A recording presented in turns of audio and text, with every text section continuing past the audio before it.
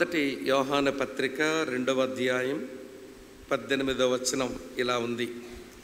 చిన్న పిల్లలారా, ఇది కడవరి గడియ, క్రీస్తు విరోధి వచ్చునని వింటారు కదా.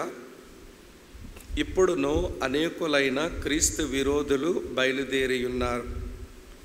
ఇది కడవరి గడియ అని దీని చేత తెలుసుకొనుచున్నాము. మరో స్థలంలో మరొక వచనం చదువుదాం. ప్రకటన గ్రంథం 1వ అధ్యాయం 7వ వచనం. ప్రకటన గ్రంథం 1వ అధ్యాయం 7వ వచనం. ఇదిగో ఆయన మేఘారూఢుడై వచ్చుచున్నాడు, ప్రతి నేత్రము ఆయనను చూచును, ఆయనను పొడిచిన వారు చూచెదరు, భూజనులందరూ ఆయనను చూచి రొమ్ము కొట్టుకొందురు.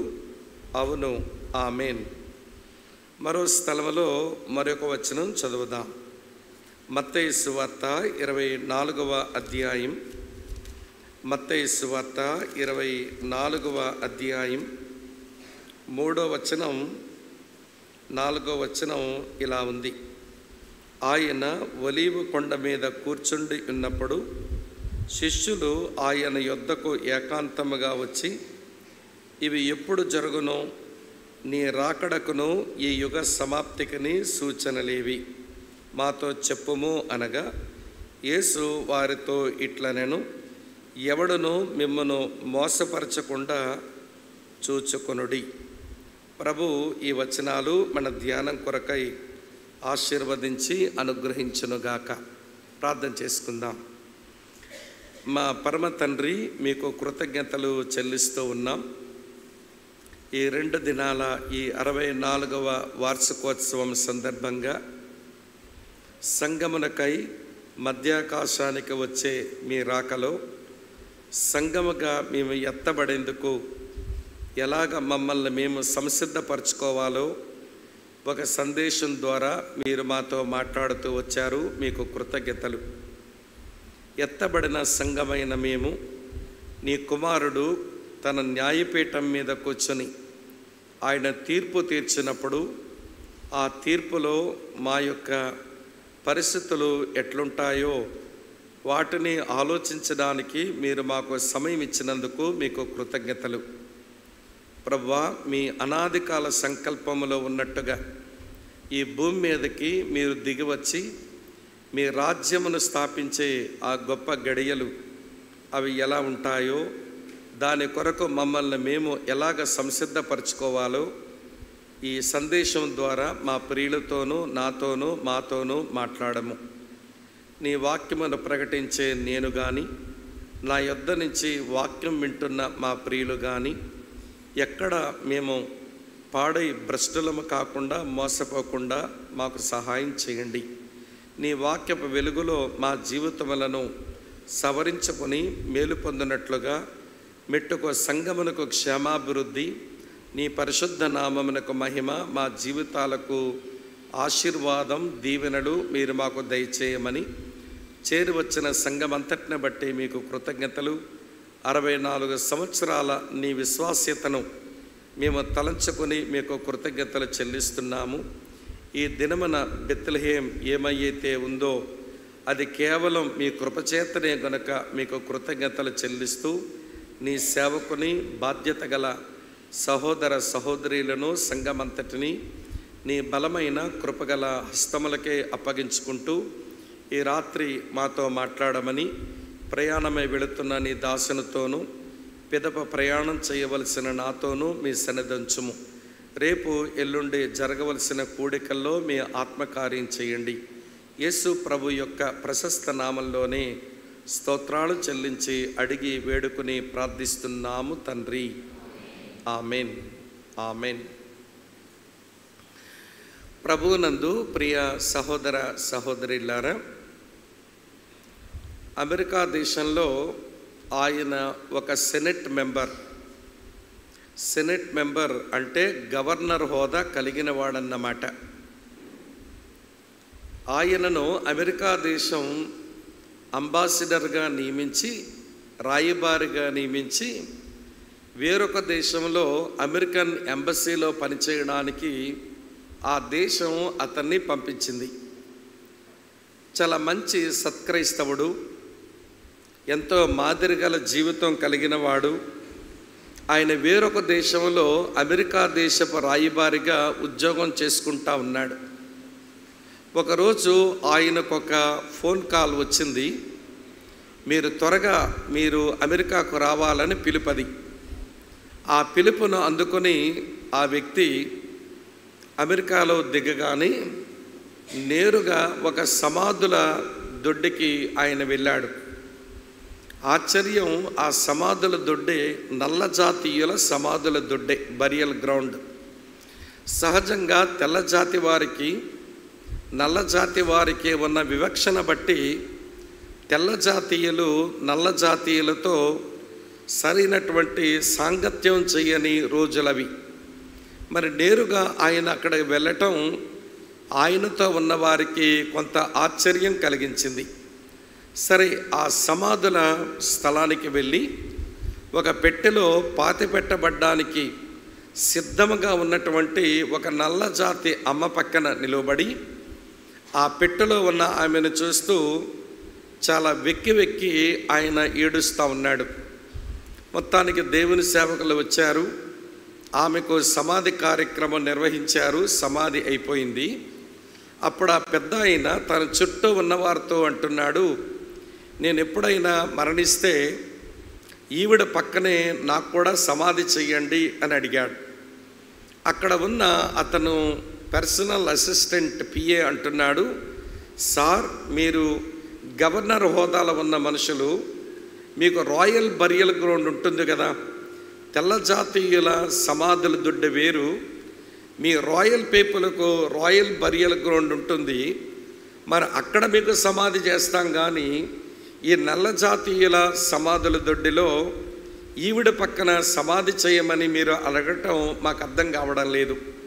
రెండవది, ఆమెను చూచి మీరు ఎంతో బాధపడుతూ కన్నీళ్ళ పర్యంతమయ్యారు, ఇంతకీ ఆమెకు మీకు ఏమి సంబంధం అని చొరవ తీసుకొని ఆయన అడిగితే ఆ అంబాసిడర్ ఇలా చెప్పాడు, నేను పుట్టిన తరువాత మా అమ్మ ఎలా ఉంటుందో నేను చూడలేదు.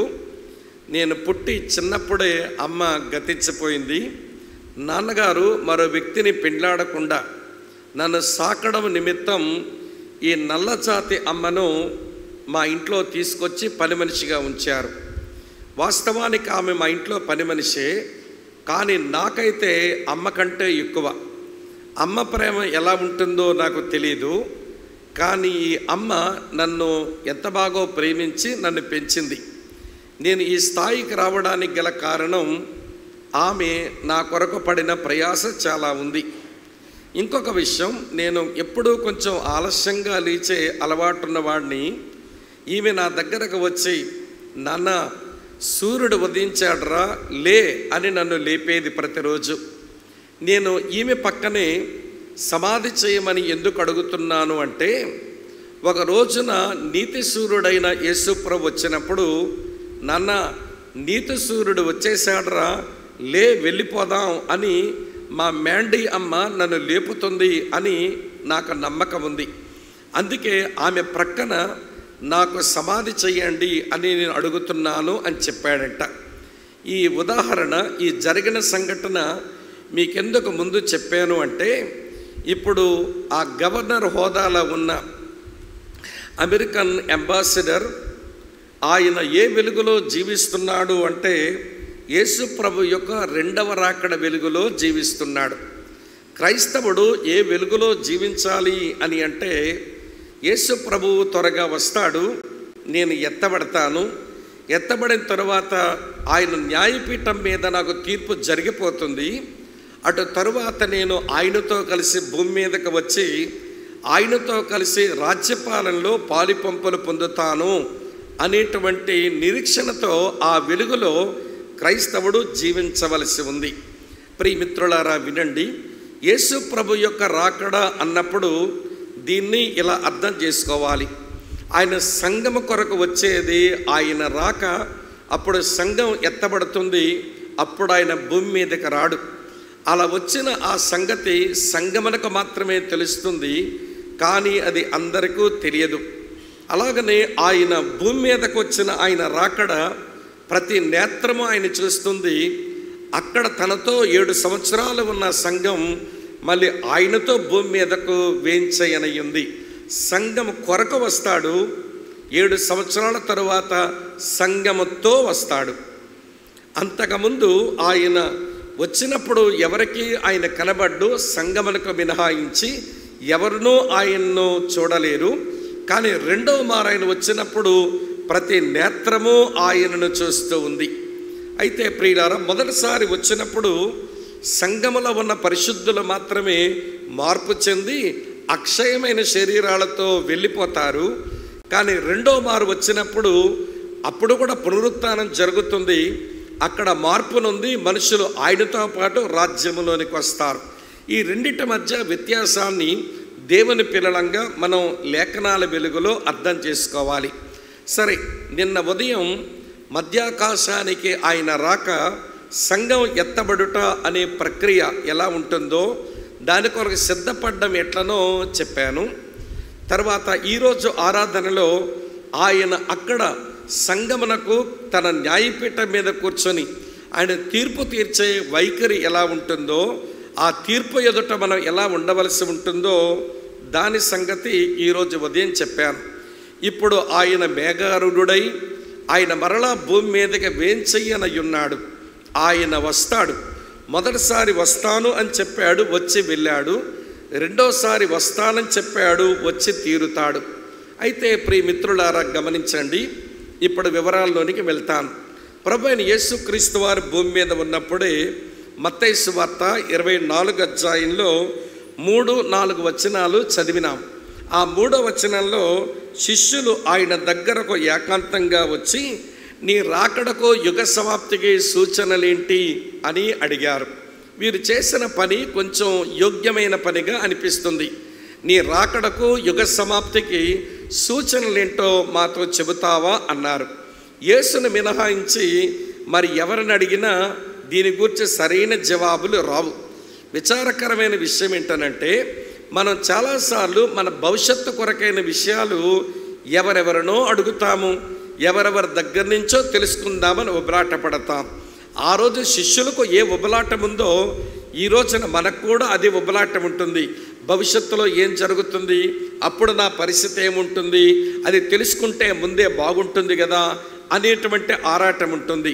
నేను దాన్ని తప్పు పట్టడం లేదు, కానీ నీ భవిష్యత్తు కొరకు నువ్వు తెలుసుకోవాలన్న ఆరాటంలో రైట్ మ్యాన్ దగ్గరకు రావాలి, సరైన వ్యక్తి దగ్గరకు వచ్చి అడిగి తెలుసుకోవాలి. నీవు చాలాసార్లు ఈనాటి క్రైస్తవులు వారు రాంగ్ పీపుల్ దగ్గరకు వెళ్ళి ఇవి తెలుసుకుందామని ప్రయత్నం చేస్తున్నారు. అందుకే దేవుడు ఏమన్నాడు, ఒక 2 మాటలు చూపించి నేను లోపలికి వెళతాను. యెషయా గ్రంథం 8వ అధ్యాయానికి రండి. యెషయా గ్రంథం 8వ అధ్యాయం మీ కొరకే చదువుతున్నాను. 19వ వచనం 20వ వచనం చూడండి. వారు మిమ్మల్ని చూచి కర్ణ పిచాచి గలవారి యొద్దకును కిచకిచలాడి గొనుగు మంత్రజ్ఞుల యొద్దకును వెళ్ళి విచారించుడని చెప్పినప్పుడు జనులు తమ దేవుని యొద్దనే విచారించవద్దా? సజీవుల పక్షంగా చచ్చిన వారి యొద్దకు వెళ్ళదగున ధర్మశాస్త్రమును ప్రమాణ వాక్యమును విచారించండి. ఈ వాక్య ప్రకారం వారు బోధించని ఎడల వారికి అరుణోదయం కలుగదు అన్నాడు. సజీవుల పక్షంగా మన మృతుల దగ్గరకు వెళ్ళి విచారించవచ్చున? భవిష్యత్తులో ఏమి జరగబోతుంది, ఏమి సంభవించనయ్యింది అని తెలుసుకోవడానికి మన సరైన వ్యక్తి దగ్గరికి వెళ్ళాలి. ఎవరు చెప్పగలరో వారి దగ్గరికి వెళ్ళటం అది సమంజసం అవుతుంది. మరి ఎవరి దగ్గరికి పోదాం? మనం మంత్రజ్ఞుల దగ్గరికి వెళ్ళకూడదు, కిచకిచలాడే గొనిగేటువంటి వాళ్ళ దగ్గరికి పోరాదు, కర్ణపిచాచం కలిగిన వారి దగ్గరికి పోరాదు. మరి ఎవరి దగ్గరికి పోవాలట? చదువుతున్నాను చూడండి. యెషయా గ్రంథం 46వ అధ్యాయం. యెషయా గ్రంథం 46వ అధ్యాయం చదువుతున్నాను మిత్రులారా, చూడండి 10వ వచనం. యెషయా గ్రంథం 66:10. నా ఆలోచన నిలుచుననియు నా చిత్తమంతయు నెరవేర్చుకున్నదననియో చెప్పుకొనొచ్చు. వినండి ఈ మాట. ఆది నుండి నేనే కలుగబోవు వాటిని తెలియజేయుచున్నాను, పూర్వకాలము నుండి నేనే ఇంకా జరగవలసిన వాటిని తెలియజేయుచున్నాను. గమనించారా? ఆది నుండి నేనే కలుగబోవు వాటిని తెలియజేయుచున్నాను. పూర్వకాలము నుండి నేనే ఇంకా జరగవలసిన వాటిని తెలియజేయుచున్నాను. ఎవరి దగ్గరే పోయి అడగాలి? ఆది నుంచి ఎవరైతే భవిష్యత్తు విషయాలు, ఎస్కటలాజికల్ థింగ్స్ అని అంటామే, భవిష్యత్తు విషయాలు ఆది నుంచి ఎవరైతే చెబుతున్నారో ఆయన దగ్గరకు వచ్చి అడగడం అది సమంజసం, అది ప్రియులార సరైన విధానం. ఈ రోజున ఆ శిష్యులు ఒలీవ కొండ మీద ఉన్న ప్రభు దగ్గరకు వచ్చి నీ రాకడకు యుగ సమాప్తికి సూచనలేంటి అని వారు అడుగుతున్నారు. చూశారు, అది సరైన వ్యక్తి దగ్గరకు వచ్చి సరైన ప్రశ్న అడిగి సరైన జవాబులు వారు పొందినారు. కనుక నేను ఈ రాత్రి వేళ యేసు ప్రభు యొక్క రాకడకు సూచనలు చెప్తాను. సూచనలు చెప్పిన తర్వాత ఆయన రాకడకు సిద్ధపడే విధానం ఒక 3 మాటలు చెప్పి నేను ముగించేస్తాను. కనుక ఆయన రాకడకు సూచనలు ఏంటి? ఆయన భూమి మీద ఉన్నప్పుడే నా రాకడకు సూచనలు తెలుసుకోవాలి అని మీరు అనుకుంటే లోకములో కొన్ని సూచనలు కనబడతాయి. అవి వివరిస్తాను కొంతసేపు. సైన్స్ ఇన్ ద వరల్డ్, లోకములో కనబడేటువంటి సూచనలు. రెండవ మాట, నా రాకడకు ముందు సంఘములో కొన్ని సూచనలు కనబడతాయి. సైన్స్ ఇన్ ద చర్చ్, సంఘములో కనబడే సూచనలు ఉన్నాయి. అవేంటో కొంచెం చెప్తాను. అటు తర్వాత మూడవది ఇశ్రాయేలీలలో సూచనలు.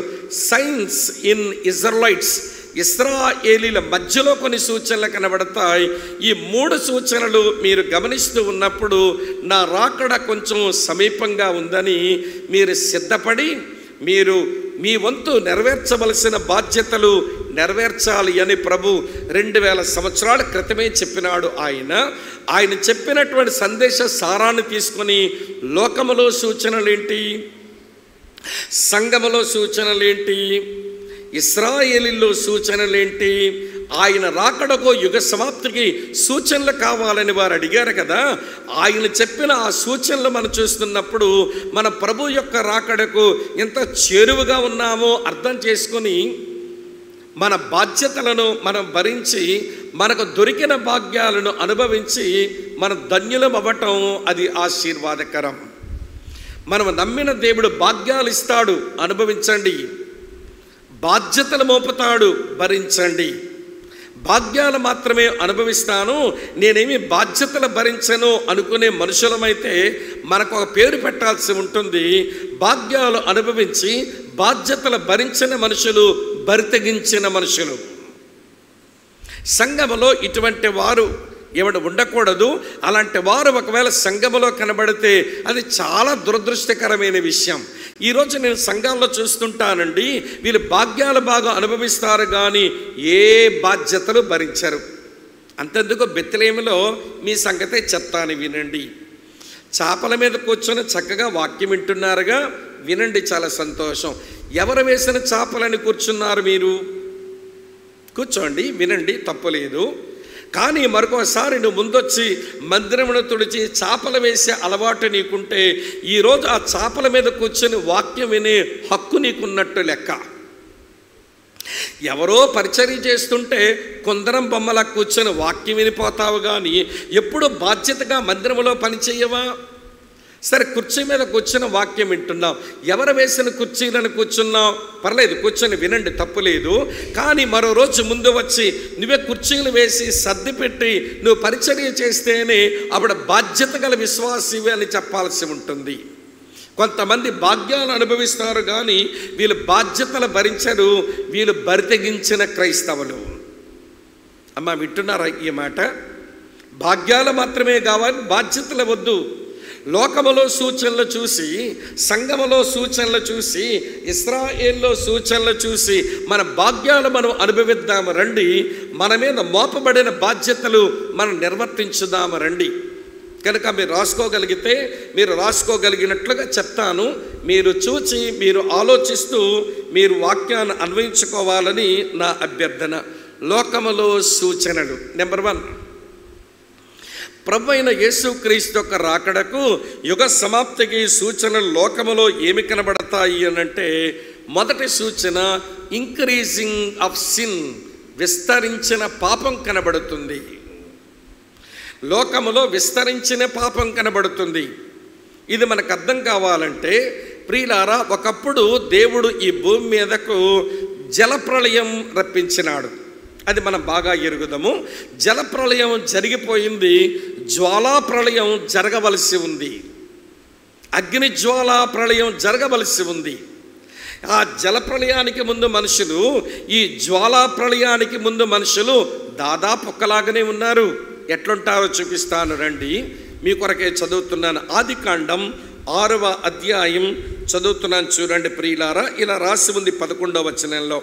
ఆదికాండం 6వ అధ్యాయం 11వ వచనం మీ కొరకే చదువుతున్నాను, వినండి. ఇలా రాసి ఉంది, భూలోకము దేవుని సన్నిధిని చెడిపోయి ఉండెను, భూలోకం బలత్కారముతో నిండి ఉండెను అని రాసి ఉంది. భూలోకం దేవుని సన్నిధిని చెడిపోయి ఉండెను, భూలోకం బలత్కారముతో నిండి ఉండెను. ఇదే ఇంక్రీజింగ్ ఆఫ్ సిన్. పాపం యొక్క విస్తరణ ఈ భూమి మీద అధికమైపోయిందన్నమాట. ప్రియులారా వినండి, ఇక్కడే చెప్తాను. దేవుని సన్నిధిలో భూలోకం చెడిపోవడం అంటే ఎట్లా? అది వినండి. బలత్కారంతో నిండి ఉంది అంటే ఎట్లా? కొంచెం మీదికి వెళ్ళి చూడండి, మీకే తెలుస్తుంది. 6వ అధ్యాయం 5వ వచనం చూడండి. పైన 6వ అధ్యాయం 5వ వచనం, నరుల చెడుతనము భూమి మీద గొప్పదనియు, వారి హృదయం యొక్క తలంపులలోని ఊహ అంతయు ఎల్లప్పుడూ కేవలం చెడ్డదనియు యెహోవా చూచి. ఈ భూమి మీద చెడుతనం నిండిపోయింది, అది బలత్కారంతో నిండి ఉంది.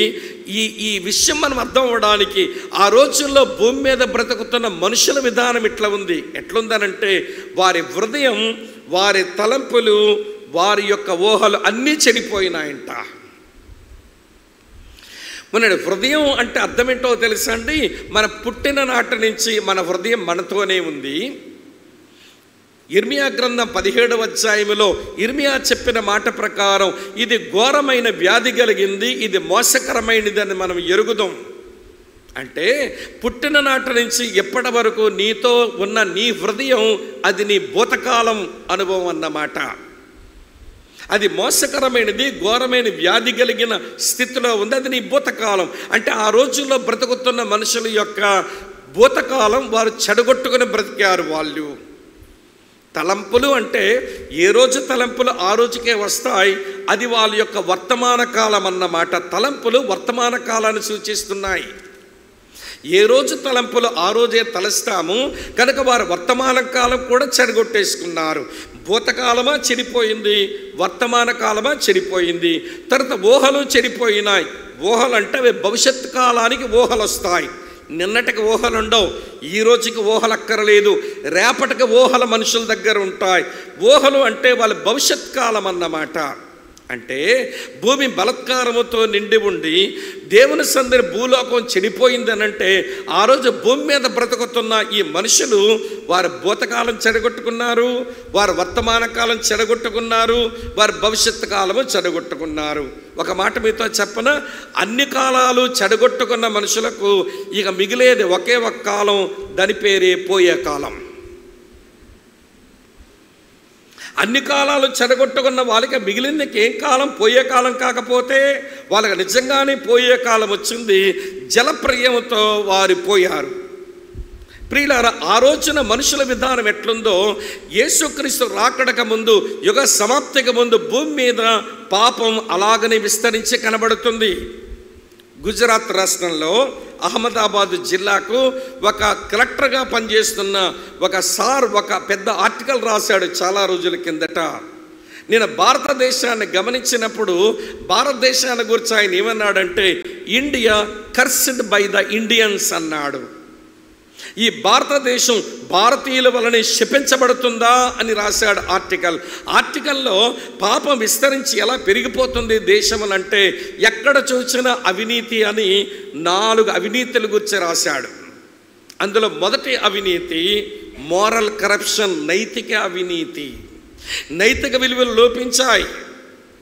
ఎంత భయంకరంగా నైతిక పతనావస్థ ఈ దేశంలో ఏలుబడి చేస్తుంది అనంటే, చిన్నపిల్ల టీనేజ్ అమ్మాయికి తిండి పెట్టకుండా అమ్మాయికి మత్తు మందులు ఎక్కించి ఆ పిల్ల శరీరాన్ని ఒకడు తరువాత ఒకడు ప్రియుల ఆ పిల్ల మీద పడి చెరిచినాడు అంటే వీళ్ళు మనుషులా లేకపోతే పశువులా? వీళ్ళు అలాంటి వారిని ఉరి తీయాలి అని చెప్పి కొంతమంది మానవతావాదులు, కొంతమంది మనుషులు బయటకు వస్తే ఏమండి ఈ దేశంలో కొంతమంది ఏమండి మెంబర్ ఆఫ్ పార్లమెంట్ ఎంపీలు లేచి వాళ్ళకి ఏదైనా జరిగితే మేము ధర్నాలు చేస్తాము అని రోడ్డెక్కారు. నీ కూతుర్ని ఎవడైనా అంతమంది చరిస్తే, నీ భార్యను ఎవడైనా అంతమంది చరిస్తే, నీ చెల్లుల్ని ఎవడైనా అంతమంది చరిస్తే నువ్వు రోడ్డు మీదకి వచ్చి చరిచినోడికి ఏమీ జరగకూడదని రోడ్డెక్కి ధర్నాలు చేస్తావా? విచారకరమైన విషయం అండి. కాకపోతే ఆ పిల్ల ముస్లిం పిల్ల అయిపోయింది. చరిచిన వాళ్ళేమో వేరొక మతానికి చెందిన వారు కాబట్టి వాళ్ళకి ఏదైనా చేస్తే మేము ఒప్పుకోము, మేము రోడ్లెక్కుతాము, ధర్నాలు చేస్తామన్నారు. ఇది నైతిక అవినీతి కాదు. దేశము, దేశ ప్రజల యొక్క నైతిక విలువలు కాపాడవలసినటువంటి ప్రజాపాలకులు, ప్రజల చేత ఎన్నుకోబడిన వారు, పరిపాలన చేయవలసిన వారు అవినీతికి ఆజ్యం పోసి పెంచుతున్నారు ఈ దేశంలో. ఎక్కడే కాదు, ఎక్కడ అలాగే ఉంది. ఒక లోకల్ పేపర్లో ఇవ్వండి, విజయనగరం జిల్లా లోకల్ పేపర్లో ఒక చిన్న ఇవ్వండి ఆర్టికల్ చూసి గుండె చెరువైపోయినట్టు అయిపోయిందండి. అక్క పొలం పనికి పోతున్నదట. ఒరే తమ్ముడా, పాపను ఉయ్యాల్లో వేశానురా, అది ఏడిస్తే కొంచెం చూడరా, నేను కొంచెం పొలం పనికి వెళ్ళి వస్తాను అని ఉయ్యాల్లో చిన్న బిడ్డను వేసేసి ఆమె పొలం పనికి వెళితే ఏమండి ఎదిగినటువంటి టీనేజ్ పిల్లగాడు ఆ ఉయ్యాల్లో ఉన్న పిల్లను తీసి పాడు చేస్తుంటే, మామయ్య నీ అక్క కూతున్నరా, నేను నువ్వేం చేస్తున్నావో నాకు తెలియదరా, ఇలా ఎందుకు చేస్తున్నావని చెప్పి అడగలేని ఒక పసిగొడ్డు మీద పడి ఏమంటే ఒక పసిపిల్ల మీద పడి వాడు చెరుస్తున్నాడు ఈ దేశములంటే ఎక్కడికి పోతుంది ఈ దేశం? ఇది పాపం యొక్క విస్తరణ కాదా? నైతిక అవినీతి ప్రబలిపోవటం లేదా? క్రైస్తవ సంఘం వీటిని బాగా గమనించి మన బాధ్యతలేంటో మనం గుర్తెరగవలసిన మనం కళ్ళు మూసుకుని బ్రతుకుతూ ఉండడం చాలా దురదృష్టకరమని నాకు అనిపిస్తూ ఉంది. నైతిక విలువ లేవి దేశంలో. మోరల్ కరప్షన్ ఏలుబడి చేస్తుంది అన్నాడు ఒకటి. రెండవది సోషల్ కరప్షన్, సాంఘిక అవినీతి. ఈ దేశంలో సోషల్ కరప్షన్ ఉంది. ఒకవైపు ఏమో లంచగొండితనం, మరోవైపు ఏమో వరకట్నం, మరోవైపు ఏమో కులతత్వం పెచ్చురేగిపోతున్నాయి ఈ దేశంలో. దేశ ప్రజల క్షేమం కొరకు, ఈ చిన్నపిల్లల భవిష్యత్తు కొరకు విలువలు ఈ దేశంలో ఉండాలి అని ఆశించవలసిన పెద్ద పెద్దలు కూడా వారే విలువలు లేకుండా బ్రతుకుతుంటే ఒకవైపు వరకట్నం తగ్గిందా ఈ దేశంలో? మరోవైపు ఏమో లంచగొండితనం ఏం తగ్గిందా? అధికారి దగ్గర ఉన్న బిల్లబంట్రోత దగ్గర నుంచి అమ్మ వింటున్నారా, పైనున్న అధికారి వరకు ఈ దేశంలో అందరూ లంచగొండులే. ఇది సోషల్ కరప్షన్ కాదా? కులముతో మనుషులు మొక్కలైపోయారు. ప్రతి రాజకీయ నాయకుడు వారి కులముతోనే మనుషులు ముందుకు వచ్చి నిలబడి ఓట్లు గడించుకొని ఒక స్థాయికి వెళ్ళిపోతున్న నాయకులు, కులం పట్టుకోకుండా పనిచేసేవాడు ఎవడున్నాడండి ఈ దేశంలో? అమ్మ వింటున్నారు కదూ, ఇది సోషల్ కరప్షన్. ఈ రెండు అవినీతులే చాలవు అనుకుంటే మూడవ అవినీతి గురించి రాశారు పెద్ద ఆయన. ఇది పొలిటికల్ కరప్షన్. ఒక రాజకీయ పార్టీలో ఉన్న పెద్ద మనిషికి తన పార్టీ యొక్క నియమ నిబంధనలు ఏవో తెలియదు. ఆ రాజకీయ పార్టీ కట్టుబడి జీవించాలి అన్న అంకిత భావం ఉండదు. తన పదవి కావాలి, తను రాజ్యమేలాలి, తను వెనకాల కొంచెం పైసలు వేసుకోవాలి అన్న దురుద్దేశంతో బ్రతుకుతున్న పాలిటీషియన్స్ ఈ దేశంలో ఉన్నంత వరకు రాజకీయ అవినీతి ఏలుబడి చేస్తుంటుంది దేశంలో అన్నాడు. నాలుగో సంగతి చెప్తాను వినండి. ఈ దేశంలో ఆధ్యాత్మిక అవినీతి ఏలుబడి చేస్తుంది, స్పిరిచువల్ కరప్షన్. ఆత్మ సంబంధమైన గురువులు మనుషుల్ని దేవునితో అనుసంధానం అయ్యేలాగా వారికి నేర్పించి వారి యొక్క స్వభావంలో మార్పు వచ్చేలాగా బోధలు అందించి ఇటు సమాజానికి, అటు సంఘానికి, ఇటు కుటుంబానికి ప్రయోజకులైన పౌరులను తయారు చేయవలసిన ఆత్మ సంబంధమైన గురువులు వీరు చెడిపోయారు. స్వాములైనా, బాబాలైనా, పాదిరులైనా ఎవరైనా అట్లనే బ్రతుకుతున్నారనంటే ఈ దేశంలో ఆధ్యాత్మిక అవినీతి ఏలుబడి చేస్తూ ఉంది. ఇవన్నీ కలిపితే ఇంక్రీజింగ్ ఆఫ్ సిన్, పాపము విస్తరించబడ్డం. నా రాకడగో యుగ సమాప్తికి సూచనలేంటి అని మీరు అడుగుతున్నారే. జలప్రళయం ముందు ఏం జరిగిందో, జ్వాలా ప్రళయం ముందు అదే జరగబోతా ఉంది. పాపం విస్తరిస్తుంది. మొదటి మాట, ఇది లోకములో కనబడని సూచన. నెంబర్ 2, రెండో మాట మీతో చెప్తాను, వినండి. మత్తయి సువార్త 24వ అధ్యాయం 7వ వచనం. మత్తయి సువార్త 24వ అధ్యాయం 7వ వచనం. జనము మీదికి జనమును, రాజ్యం మీదగా రాజ్యము లేచును, అక్కడక్కడ కరువులు భూకంపములు కలుగును, ఇవన్నీ వేదనలకు ప్రారంభం అని రాసి ఉంది. క్రీస్తునందు ప్రియ సహోదర సహోదరులారా, వినండి. ఇది ఏమిటి అనంటే కరువులు, భూకంపాలు, చివరికి వరదలు కూడా కలుపుకోవచ్చు దాంట్లో.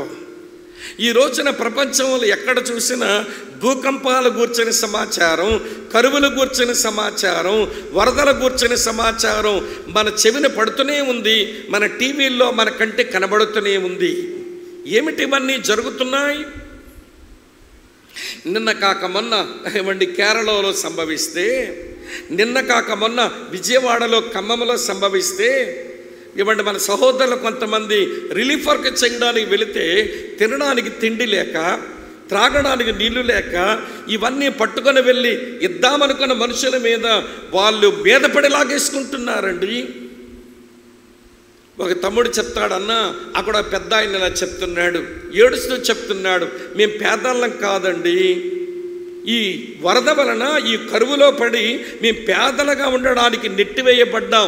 We are forced to be poor, we are not at all a poor. మేమే పేదవాళ్ళమేమి కాదండి, ఈ వరదలు మమ్మల్ని పేదవాళ్ళుగా నెట్టేసినాయి అని ఏడుస్తున్నాడట. వినండి ప్రియమైన ఇవ్వండి, మహబూబాబాద్ ఖమ్మం దగ్గర ఒక స్థలంలో వారు చర్చిలో ప్రార్థన చేసుకుందామని పైకి వెళ్ళి కూర్చొని ప్రేయర్లో ఉన్నారు. ఈలో ఒక వరద వచ్చింది. ఫస్ట్ ఫ్లోర్ అంతా మునిగిపోయింది. మున్నేరు కాలువ తెగిపోయి మొత్తం అంతా ముంచేస్తే వాళ్ళ కిందకు దిగలేక అలాగే ఉండిపోతే ప్రార్థనకు వచ్చిన చిన్నపిల్లలు, షుగర్ పేషెంట్లు ఏమంటే అల్లల్లాడిపోతుంటే 36 గంటలు అట్లనే ఉన్నారంట. పైన కిందకు దిగలేరు, తినడానికి ఏమీ లేదు, త్రాగడానికి ఏమీ లేదు. పిల్లలేమో బాధపడుతున్నారు, షుగర్ పేషెంట్లకేమో కళ్ళు తిరిగిపోతున్నాయి.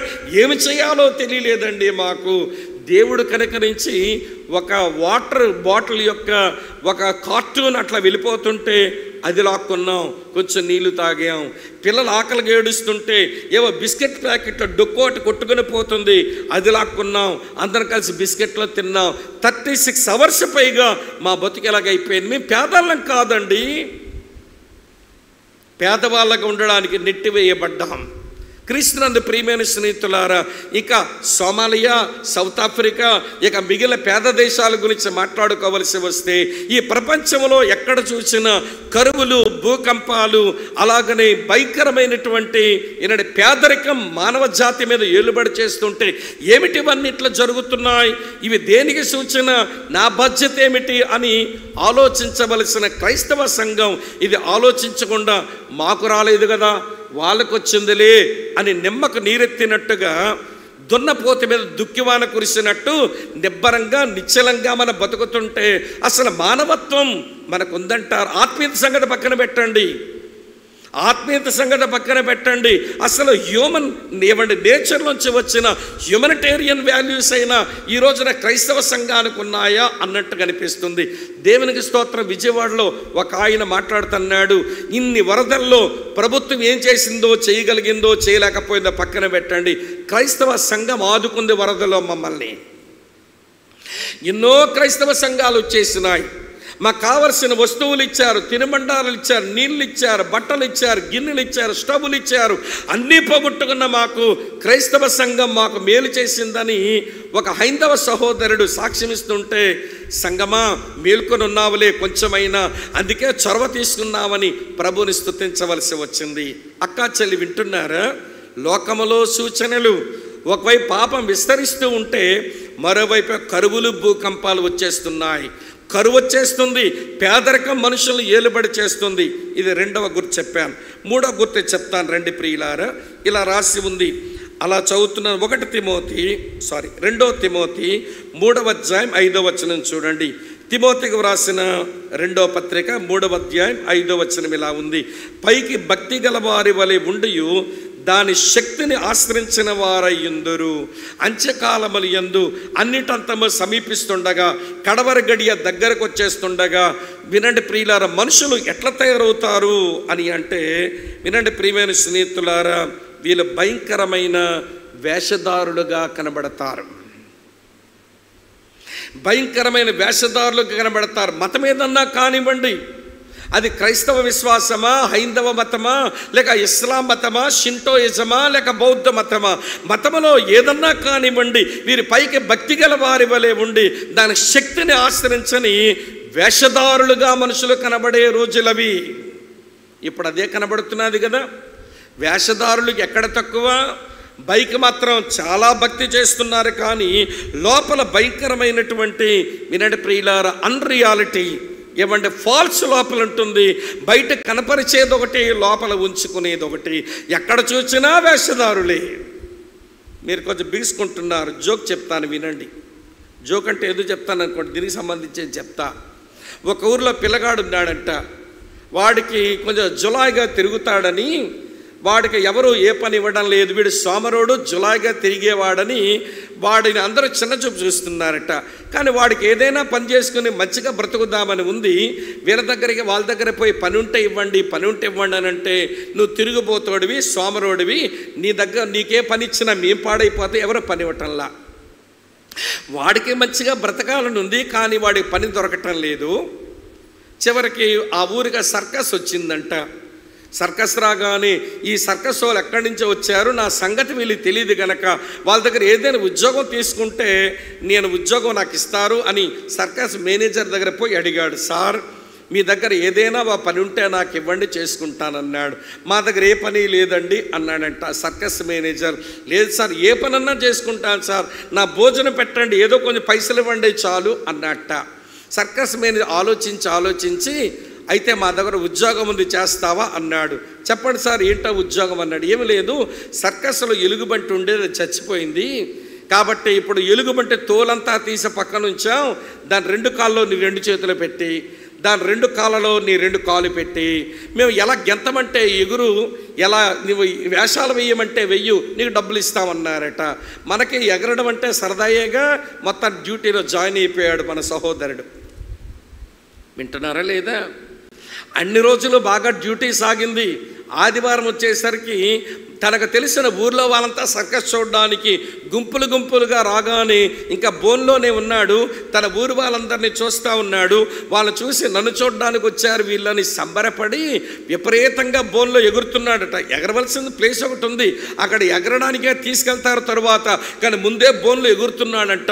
వీడి కర్మకాలి, వీడి తెలియని విషయం ఏంటనంటే, వీడు ఏ బోన్లో ఉంచారో ఆ బోన్ యొక్క కింద చెక్కలన్నీ పుచ్చిపోయి ఉన్నాయి.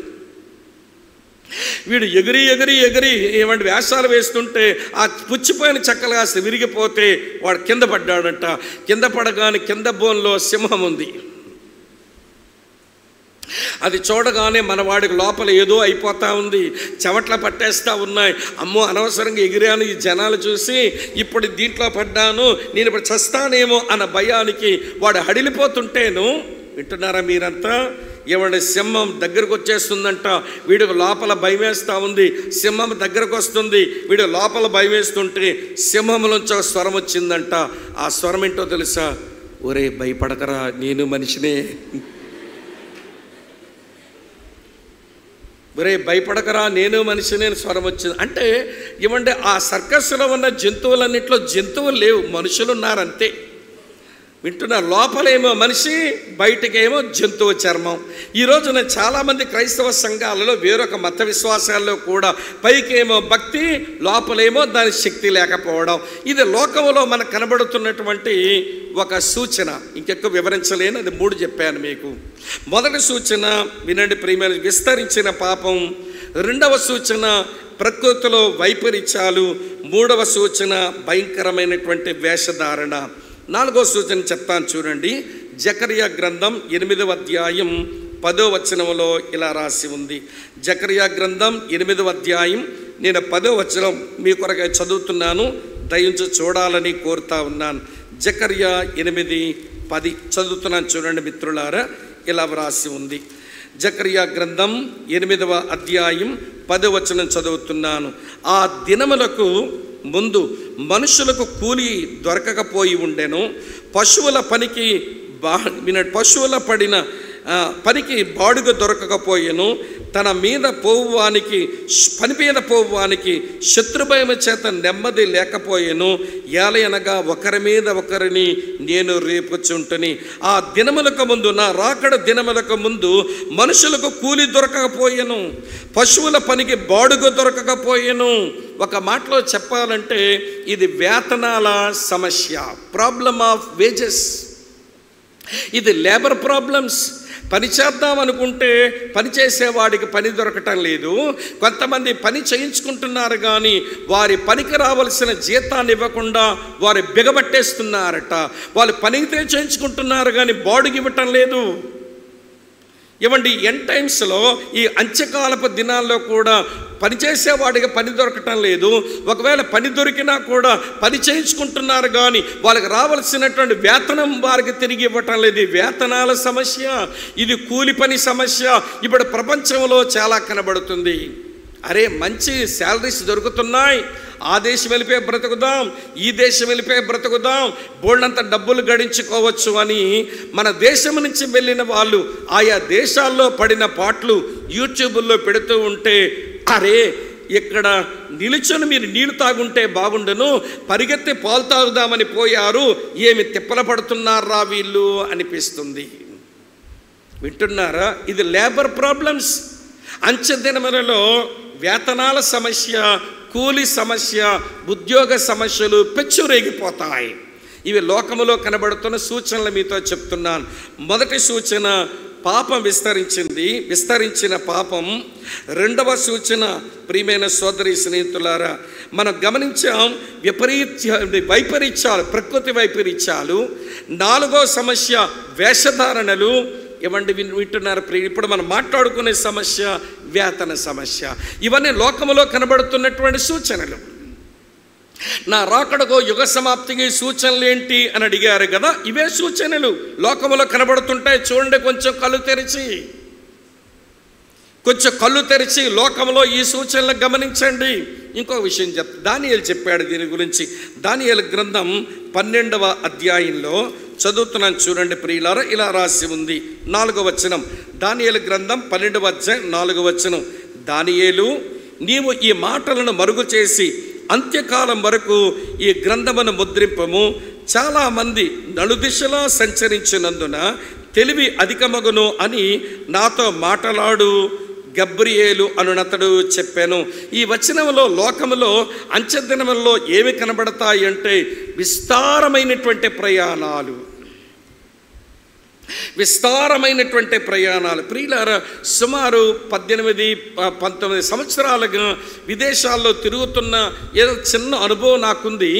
నేను ఇదివరకు 18-19 సంవత్సరాలుగా విమానాశ్రయాల్లో దిగి విమానాల మీద ప్రయాణం చేస్తున్నప్పుడు అంత ట్రాఫిక్ కనబడేది కాదు. ఈ రోజుల్లో చూస్తే విమాన కేంద్రాలు, విమానాశ్రయాలు చూస్తుంటే అసలు విమానం ఎక్కడానికి వచ్చిన వాళ్ళు ఇదేదో పల్లి వెలుగు బస్సు ఎక్కడానికి వచ్చినట్టు ఏమి జనం వస్తున్నారో తెలియదు. ఏ ఎయిర్పోర్ట్లో కూడా ట్రాఫిక్ తక్కువ లేదండి. మీరు శంషాబాద్ ఎయిర్పోర్ట్ ఉదయాన్నే పోయి చూడండి, తెల్లవారుజామున 3:30 నుంచి మీరు 7-8 గంటల వరకు చూస్తే అదో పెద్ద సంతలా కనబడుతుంది. అక్కడ విపరీతంగా మనుషులు కనబడుతున్నారు. మా విశాఖపట్నం కూడా అట్లనే అయిపోయింది, మీ దగ్గర ఉన్న విజయవాడ కూడా అట్లనే అయిపోయింది. ఎక్కడికరా ఈ మనుషులు పోతున్నారంటే విస్తారమైన ప్రయాణాలు. ప్రపంచం ఈ దిక్కు నుంచి ఆ దిక్కుకు, ఆ దిక్కు నుంచి ఈ దిక్కుకు మనుషులు విస్తృతమైన ప్రయాణాలు చేస్తున్నారు. దానియేలుతో గబ్రియేలు చెప్తున్నాడు, అంచె దినములలో మనుషులు విస్తారమైన ప్రయాణాలు చేస్తారు అన్నాడు. అమేజింగ్ ట్రావెల్స్ జరుగుతాయి ప్రపంచంలో. దీనితో పాటు విస్తారమైన జ్ఞాన సముపార్జన జరిగిపోతుంది. విపరీతమైన జ్ఞానం మనుషులు సంపాదించుకుంటారు అని రాశాడు. అవును, ఈ రోజుల్లో మనుషులకు విపరీతమైన జ్ఞానం వచ్చేసింది. ఎంత జ్ఞానం అంటే, జ్ఞానం కొరకు కష్టపడి కూర్చొని చదివి మనసుకు కొంచెం వ్యాయామం చేసి చదివేటంత ఇబ్బంది పడక్కర్లేదు. గూగుల్ అమ్మని అడిగితే చెప్పుద్ది. ఈ రోజున ప్రతి వాళ్ళు ఆధారపడేది గూగుల్ తల్లేగా. ఏది కావాలంటే అది వివరాలు ఇచ్చేస్తున్నది. గూగుల్ తల్లే గొప్ప తల్లి అనుకుంటే దానికి అమ్మ పుట్టింది, ఇది అమ్మమ్మలాగా అయిపోయింది. ఇప్పుడు దాని పేరు ఆర్టిఫిషియల్ ఇంటెలిజెన్స్, ఏఐలో కొడితే అసలు నీకు ఏది కావాలో మొత్తం అంతా బయటకు వస్తుంది. అందుకని ఇప్పుడున్న యేసుని ఏమని పిలుస్తున్నారంటే, ఈ తరాన్ని ఏమని పిలుస్తున్నారు అంటే, వినండి ప్రియులారా, ఒకప్పుడేమో కృపాయుగం అన్నారు, అది ఇప్పుడు అయిపోయింది. దాని తరువాత క్రైస్తవ పరిభాషలో ఒక తరువాతనన్నారు కంప్యూటర్ యుగం అన్నారు, అది ఎప్పుడో అయిపోయింది. దాని తర్వాత ఆధునిక యుగం అన్నారు, అది ఎప్పుడో అయిపోయింది. దాని తర్వాత ఆధునికాంతర యుగం అన్నారు, అది కూడా ఎప్పుడో అయిపోయింది. పోస్ట్ మోడర్నైజ్ ఎప్పుడో అయిపోయింది. ఇప్పుడున్న యుగం పేరేంటనంటే ఎమో గ్లోమియా ఏజ్ అని అన్నారు. ఎపోగ్లోమియా, క్షమించండి, ఎపోగ్లోమియా ఏజ్ అంటున్నారు. ఎపోగ్లోమియా అంటే అన్ని బట్టబయలైపోయిన కాలం, తెలియందంటూ ఏమీ లేదు, అన్నీ మాకు తెలుసుకునే తరం ఒకటి పుట్టింది ఈ తరంలో. ఎపోగ్లోమియా, అన్నీ మాకు తెలుసు, మాకు తెలియదంటూ ఏమీ లేదు, మొత్తం అంతా మాకు తెలుసు. ఏదైనా తెలియకపోతే అయితే ఏని అడుగుతాం, లేకపోతే గూగుల్ తల్లిని అడుగుతాం, మొత్తం సమాచారం అంతా మా దగ్గర ఉంటుంది. మాకు తెలియదంటూ ఏమీ లేదు, మేము ఆశ్చర్యపడవలసిందేమీ లేదు అన్నట్టుగా లోకం కనబడుతుందనంటే, ఇది లోకములో యేసు రాకడకు మా వింటున్నారు కదూ, ఆయన యుగ సమాప్తికి సూచనలుగా కనబడుతున్న విషయాలు. ఇవన్నీ కనబడుతున్నప్పుడు క్రైస్తవ సంఘమ మేలుకో. ఆయన రాకడకు అంటే ఆయన భూమి మీద రాగడానికి ముందే 7 సంవత్సరాల ముందే సంగమగా మనం ఎత్తబడాలి కదా. మనం ఎంత సమీపంగా ఉన్నామో కొంచెం కళ్ళు తెరిచి చూడడం ప్రాముఖ్యమని మీ సహోదరునిగా నేను మీకు మనవి చేస్తున్నాను. ఇప్పుడు 5 గుర్తులు చెప్పాను.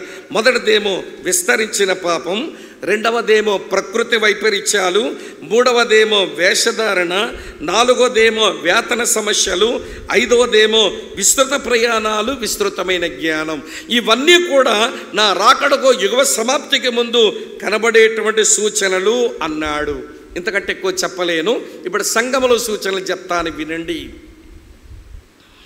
ఆది నుంచి నేనే, పూర్వకాలము నుంచి నేనే జరగబో వాటిని గురించి మాట్లాడుచున్నవాడను అన్న దేవుడు జరగబోయే వాటిని గురించి మాట్లాడుతూ తన శిష్యులకు ఒలీవ కొండ మీద ఆయన సూచనలన్నీ చెప్తూ అడిగారు వాళ్ళు, నీ రాకడగో యుగ సమాప్తిగా సూచనలు ఏంటి అని.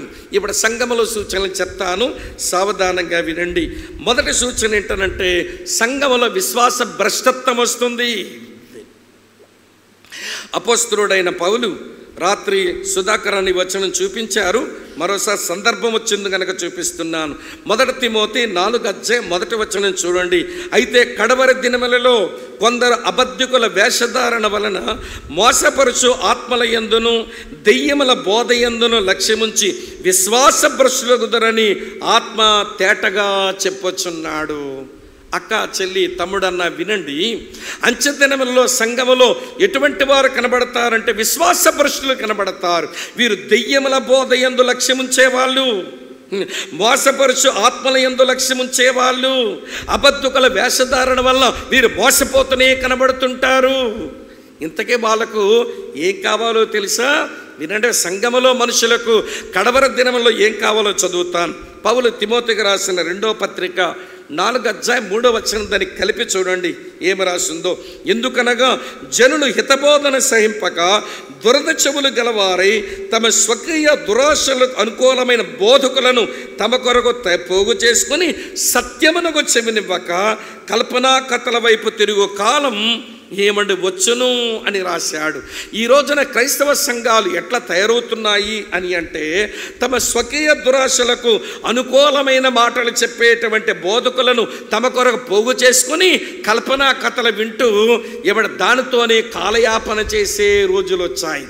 పాల్ వాషర్ అనే ఒక దేవుని సేవకుడు ఈ 2 వచనాల మీద వ్యాఖ్యానిస్తూ, దుర్బోధకులు వాళ్ళది తప్పు కాదట, మరి ఎవరు తప్పు అంటే తమ స్వనాశనం కొరకు మనుషులా తయారు చేసుకున్న సాధనాలే ఆ దుర్బోధకులు అన్నాడు. నీ చేతిలో దేవుని వాక్యం లేదా? ఏమంటే దేవుడు 1 యోహాను పత్రికలో భలే స్పష్టంగా ప్రతి ఆత్మను నమ్మక ప్రతి దాన్ని పరీక్షించుకోమని చెప్పలేదా దేవుడు? వీళ్ళు పరీక్షించక, వినండి ప్రియులారా, దెయ్యముల బోధ చేసే వాళ్ళని వేషధారం చేత అబద్ధికులు మోసపరుస్తుంటే మోసములో పడిపోయి దెయ్యముల బోధ యందు లక్ష్యం ఉంచి విశ్వాస భ్రష్టులైపోతున్న తరం ఈనాడు క్రైస్తవ సంఘాల్లో కనబడుతున్నది. ఇది సంఘములో కనబడే సూచన. వినండి ప్రియులారా, విజయనగరం జిల్లాలో మేము ఉన్నప్పుడు మా ఇంటనకాలో టీచర్ ఉండేవాడు. వాడికి ఒక అమ్మాయితో పెళ్ళయింది. చాలా సంతోషం. నేను కూడా పెళ్ళికి పోతుని. నాకు తెలిసిన ఒక అన్నయ్య గారు ఆ పెళ్ళిలో ఆయన రిజిస్ట్రార్ ఉండి పెళ్లి చేశాడు. తర్వాత ఆ పిల్ల గురించిన సమాచారం విని నేను అన్నయ్య గారితో చెప్పాను, అన్న మీరే కదా మ్యారేజ్ రిజిస్ట్రార్, కొంచెం ఆ ఫ్యామిలీతో మాట్లాడండి అన్న, చాలా ప్రాబ్లంగా ఉంది వాళ్ళ సంగతి నేను వింటున్నానంటే, పరిగొట్టుకొని అమ్మాయి ఇంటికి వెళితేను ఏం జరిగిందో చెప్పనండి. ఈ అబ్బాయికి అక్కడ రాయగడ దగ్గర పార్తీపురం మధ్యలో టీచర్గా ఉద్యోగం చేస్తున్నాడు. సోమవారం నుంచి శుక్రవారం అక్కడే ఉండి శనివారం ఉదయమో లేక శుక్రవారం సాయంత్రం బయలుదేరి విజయనగరం ఈ పాప దగ్గరికి వస్తే ఈలోగా తల్లి కూతురు కలిసి వేరొక దుర్బోధకుడు ఇంట్లో పెట్టుకుంటే పెనిమిట వచ్చి అమ్మాయితో మాట్లాడదామని అనుకుంటే ఈ అమ్మాయికి వాడి పెర్మిషన్ కావాలంట. వాడి వైపు చూస్తున్నది. ఇదేంటి నేను పిలుస్తుంటే రాకుండా ఆడివైపు చూస్తున్నావేంటి అని భార్యాభర్తల మధ్య గొడవ. చివరికి వాడు ఏమన్నాడంటే, ఇదివరకు మీరు విన్న బోధ అసలైన బోధ కాదు, నీకు జరిగిన పెళ్ళి కూడా అది సరైన బోధలో జరగలేదు కానీ పెళ్ళే కాదు అని మభ్యపెట్టి మోసం చేసి చివరి సడన్గా వినండి, ఈ బోధకుడు కనబడ్డు, ఈ పిల్ల ఇంట్లో కనబడదు. నేను చెప్పాను అన్నయ్య గారికి వెళ్ళి కొంచెం మాట్లాడండి అన్నని. ఆయన వెళ్ళి 2-3 గంటలు కూర్చొని వాళ్ళతో ఎంత చెప్పినా మేము మారము, ఇదే మాకు సరైన బోధన అనిపిస్తుందని వాడు మత్తులో పడి అలా ఉండిపోతే వాడు కనబడలేదు, ఈ పిల్ల కనబడలేదు. అక్కడికి ఒక 8 నెలల తరువాత ఏమండి చింపిరిదిగా ఏమండి బలహీనమై చిక్కి శల్యమైపోయిన పిల్ల గేటు ముందుకు వచ్చి నిలబడి ఏడుస్తూ ఉంది. ఎవరీ పిల్లనంటే బోధకుడితో పాటు కనబడకుండా పోయిన పిల్ల.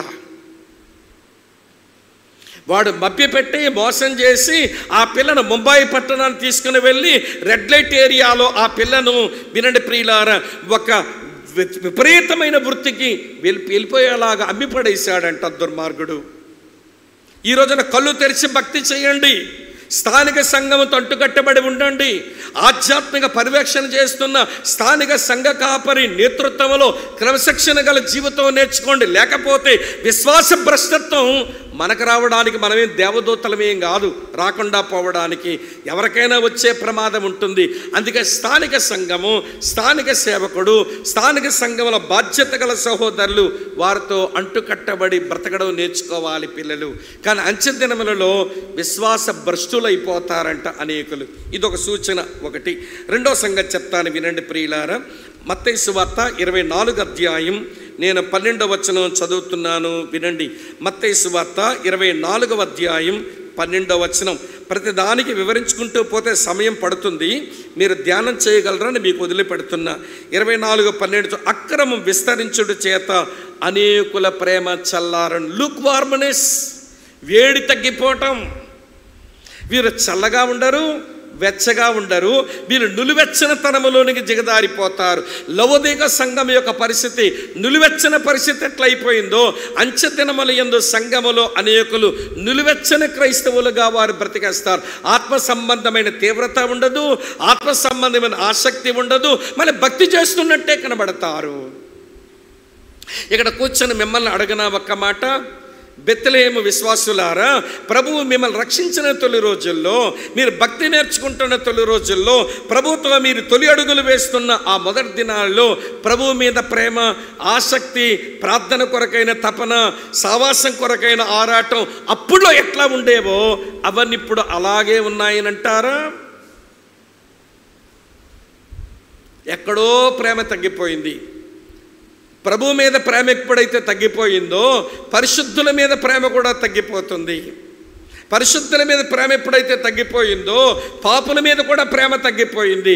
పాపుల మీద ప్రేమ లేదు, స్వార్థ పనిలో లేము. పరిశుద్ధుల మీద ప్రేమ లేదు, క్షేమాభివృద్ధి కలిగించము. ప్రభు మీద ప్రేమ చల్లారిపోయింది, మంచి ఆరాధికులం కాం. అంచె దినములలో ఇటువంటి వారు ఎంత అధికులైపోతారు సంఘాలలో. ఒకవైపేమో విశ్వాస భ్రష్టులు, ఒకవైపేమో వేడి తగ్గిపోయిన వాళ్ళు. ఇవన్నీ ఆయన రాకడొక యుగ సమాప్తికి సూచనలు అన్నాడు. 2 చెప్పాను, 3 చెప్తాను వినండి ప్రియులారా. మత్తయి సువార్త 24వ అధ్యాయం 9-10 వచనాలు. అప్పుడు జనులు మిమ్మల్ని శ్రమల పాలు చేసి చంపెదరు, మీరు నా నామము నిమిత్తం సకల జనముల చేత ద్వేషింపబడుదురు. Much persecution. వినండి వినండి ప్రియమైన స్నేహితులారా, విస్తృతమైనటువంటి హింసలు ప్రపంచంలో ఇప్పటికీ చాలా దేశాలు యేసు ప్రభువుని నమ్మి నమ్మకంగా ప్రభువుని వెంబడిస్తున్న ప్రజలను విపరీతంగా హింసిస్తున్నారు. అలా హింసించేటువంటి దేశాలలో, క్రైస్తవులను హింసించే దేశాలలో మన దేశాన్ని 11వ స్థానానికి వచ్చేసింది. ఎక్కడో ఉండేది, ఇవిడ 11వ స్థానానికి వచ్చేసిందంట. ఈ రోజున ప్రభువుని నమ్మితే, ఆయన వెంబడిస్తే హింసిస్తారు, శ్రమల పాలు చేస్తారు, బాధపరుస్తారు, అవమానపరుస్తారు, జైల్లో పెడతారు, చివరికి మన ఇల్లు లూటీ కూడా చేస్తారు. దేవునికి స్తోత్రం. దక్షిణ భారతదేశంలో కొంచెం మెరుగైన భక్తి మనం చేసుకోగలుగుతున్నాం. మీరు కొంచెం ఉత్తర భారతదేశానికి వెళితే విస్తృతమైనటువంటి హింసలు జరగటం మనకు చాలా స్పష్టంగా కనబడుతుంది. జైల్లో పెట్టారు, బయటకు రావడానికి వీల్లేదంటున్నారు. వారి ఇల్లులు, గృహాలు, మందిరాలు లూటీ చేసి పడేస్తున్నారు. ఇవన్నీ ఏమిటి అంటే ఆయన రాకడకు, యుగ సమాప్తికి సూచనలు అని మీరు దయతో గమనించాలని కోరుతున్నాను. ఇవనండి ప్రియులారా, ఒకవైపేమో విశ్వాస భ్రష్టత్వం, ఒకవైపేమో వెచ్చనతనము లేమి, మరోవైపు విపరీతమైన హింసలు. మరొక మాట చెప్తాను, విస్తృతమైన సువార్తీకరణ, విస్తృతమైన సువార్త, వరల్డ్ వైడ్ ఎవాంజలిజం జరిగే రోజులివి. ఎందుకనంటే మత్తయి సువార్త 24వ అధ్యాయంలో 14వ వచనంలో ఇలా రాసి ఉంది, మరియు ఈ రాజ్య సువార్త సకల జనములకు సాక్షార్థమై లోకమందంతటను ప్రకటించబడును, అటు తరువాత అంతం వచ్చును. నా రాకడక మునుపు, అంతము సంభవించక మునుపు ప్రపంచంలో విపరీతమైన సువార్తీకరణ జరుగుతుంది. ఒక విషయం చెప్పనా, సంఘము సువార్త లేకుండా ఉండకుండా చేద్దామని, సంఘము లేకుండా చేద్దామని, సువార్త లేకుండా చేద్దామని, ఈ వాక్యము లేకుండా చేద్దామని ఎన్ని ప్రయత్నాలు జరుగుతున్నా దేవుడు తన విశేష కనికరమ చేత వీటిని ఇంకా నిలిపే ఉంచాడు. ఇది అభివృద్ధి చెందుతూనే ఉంది.